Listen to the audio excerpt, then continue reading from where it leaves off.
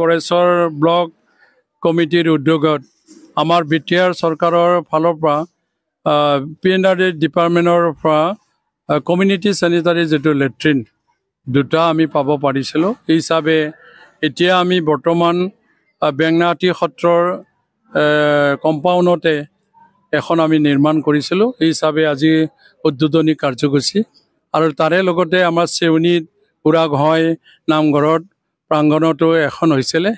এই দুটা কাৰ্যসূচীটো আমি সম্পূৰ্ণৰূপে বৰ্তমান আমি কৰি উঠিলোঁ।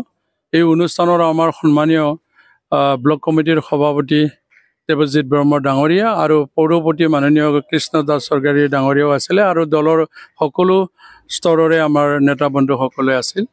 আজি আমি ধন্যবাদ দিব লাগিব বিটিআৰ চৰকাৰৰ যিখিনি কাম বৰ্তমান আমি কৰিব পালোঁ।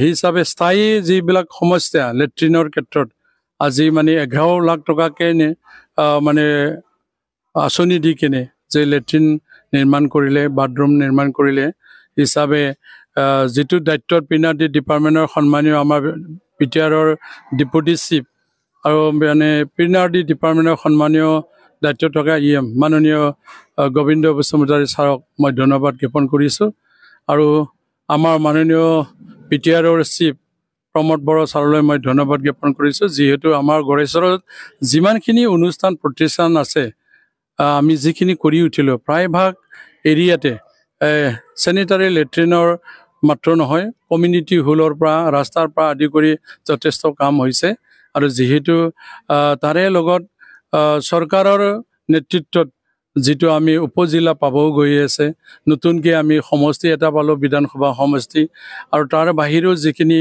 আমি নতুনকৈ স্পৰ্টছ ডিপাৰ্টমেণ্টৰ পৰা এখন মিনি ষ্টেডিয়াম বীৰশিলা গাঁৱৰ নামত আমি পাব পাৰিছোঁ। সুজিত নাৰ্জাৰী অডিটৰিয়াম হল হিচাপে আমি বিটিআৰ চৰকাৰৰ পৰা নিৰ্মাণ কৰিব পাৰিছোঁ।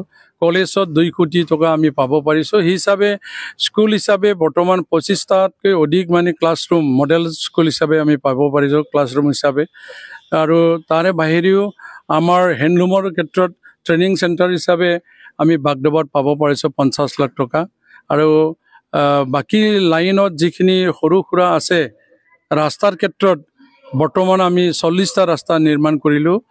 ব্লেক টিপিঙৰ পৰা CC ব্লকৰ পৰা হেনে ৰাস্তা আমি কৰিব পাৰিছোঁ। তাৰ কাৰণে মোৰ ভাগ্যত যিখিনি আশীৰ্বাদ কৰিছে শিৱ মহোদয় মই তেখেতক ধন্যবাদ জ্ঞাপন কৰিছোঁ। তাৰে মাজত বিশেষ কেইটামান আঁচনি নিজাববীয়াকৈ শিৱ মহোদয়ে ডিপাৰ্টমেণ্টত সংগতি ৰাখি যি আঁচনি কৰিছে আলাৰী চেৰাং বিথাংগী সকলো সমাজে এই আলাৰী চেৰাঙৰ যিটো আঁচনি সেইটো মানে বহুত ডিমাণ্ড হৈছে, সকলো ৰাইজে বিচাৰিছে 2 লাখ টকীয়াকৈ যিটো আলাৰী চেৰাং আৰু তাৰ বাহিৰেও যিটো মানে 17 বছৰৰ এই আঁচনিটো নাছিলে UN Super 50 আমাৰ সাধাৰণ পৰিয়ালত গৰীব পৰিয়ালৰ পৰাও যেন ডক্টৰ বা ইঞ্জিনিয়াৰ বা APS UPC ACS পৰীক্ষা দি অফিচাৰ হোৱা সপোনবিলাক বাস্তৱ কৰিব পৰা শক্তি যে তৈয়াৰ কৰিছে তাৰ কাৰণে মই ধন্যবাদ জ্ঞাপন কৰিছোঁ মাননীয় প্ৰমোদ বড়ো ছাৰ ডাঙৰীয়াক। এই যিটো আঁচনি এই আঁচনিটো খুবেই প্ৰশংসনীয় আঁচনি হৈছে বুলি সমাজে কৈছে, ৰাইজে কৈছে, আদৰি লৈছে। আৰু তাৰ বাহিৰেও যিটো সকলো জাতি জনগোষ্ঠী ইয়াত বসবাস কৰি এটা অঞ্চল হিচাপে বিটিআৰ কাউন্সিল হিচাপে ইয়াত গঠন হৈছে, তাৰে ভিতৰত যিখিনি সমস্যা জাতীয় সমস্যা এই জাতীয়ভাৱে সমস্যাবিলাক সমাধান কৰাৰ ক্ষেত্ৰত ভিজন ডকুমেণ্টছ তৈয়াৰ কৰি যে পদক্ষেপ লৈছে এই কথাখিনিও ৰাইজে আদৰি জনাইছে আৰু সকলোৱে এটা বিশ্বাস লৈ এইবাৰ চৰকাৰৰ সকলোৰে শক্তিৰে সকলো জাতি জনগোষ্ঠীৰ শক্তিৰে নতুন এটা আৰু চৰকাৰ অহাটো খাটাং যিহেতু প্ৰমোদ বড়ো ছাৰৰ নেতৃত্বতে এই চৰকাৰ হ'ব আৰু বিটিআৰৰ যিখিনি সংকষ্ট 5 নং এৰিয়া আছিলে বৰ্তমান বিটিআৰ হিচাপে মানে গহপুৰত যিটো হলংগীলৈকে আমাৰ এৰিয়া বাঢ়িলে 2971খন গাঁও হৈছে।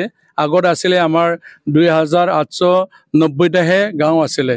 এতিয়া যিহেতু 81খন গাঁও সোমাই মানে 2971খন গাঁও আমাৰ হৈছে হিচাপে এৰিয়াটো বৰ্তমান বাঢ়িছে, জিলা বাঢ়িছে আৰু জিলা হ'ব, সমষ্টি হ'ব হিচাপে এই সপোন লৈ মই আজিৰ এই শুভ উদ্বোধনী কাৰ্যসূচীৰে আমাৰ মাননীয় বিটিআৰ চিফ মহোদয়ক মানে ধন্যবাদ জ্ঞাপন কৰিছোঁ। কেনেকুৱা লাগিছে নমস্কাৰ। আজি আমি বিটিআৰ চৰকাৰৰ পৰা এইটো পাই পেলাই আনন্দিত হৈছোঁ আৰু ভালে লাগিছে। আগন্তুক দিনক লাগি যাতে আৰু বেলেগ কিবা কিনি আহে তাৰ কাৰণে আমি বিটিআৰ চৰকাৰলৈ আহ্বান কৰি মানে কথা অনেক অনেক ধন্যবাদ দিব বিচাৰিছোঁ আৰু এইটো কথা কৈ মোৰ বক্তব্য সামৰি মাৰিলোঁ।